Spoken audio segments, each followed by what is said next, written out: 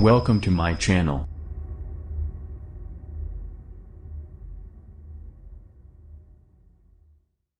Microsoft faces full EU antitrust investigation into $69 billion bid to acquire Activision Blizzard. Microsoft may have to offer concessions to address EU antitrust concerns about its $69 billion, roughly Rs. 562,500 crore, bid for Call of Duty maker Activision Blizzard after regulators opened a full-scale investigation on Tuesday and warned about the impact of the deal.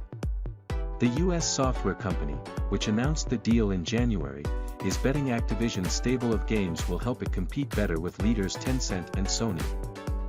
With the latter critical of the deal, the Commission's preliminary investigation shows that the transaction may significantly reduce competition on the markets for the distribution of console and PC video games, including multi-game subscription services and/or cloud game streaming services, and for PC operating systems, the European Commission said in a statement.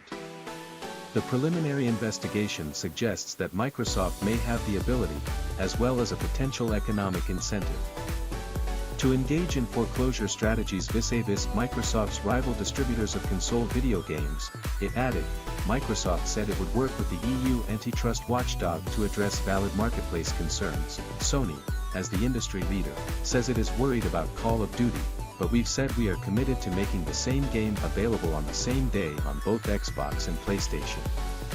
We want people to have more access to games, not less, a Microsoft spokesperson said. The EU competition enforcer said it would decide by March 23, 2023, whether to clear or block the deal.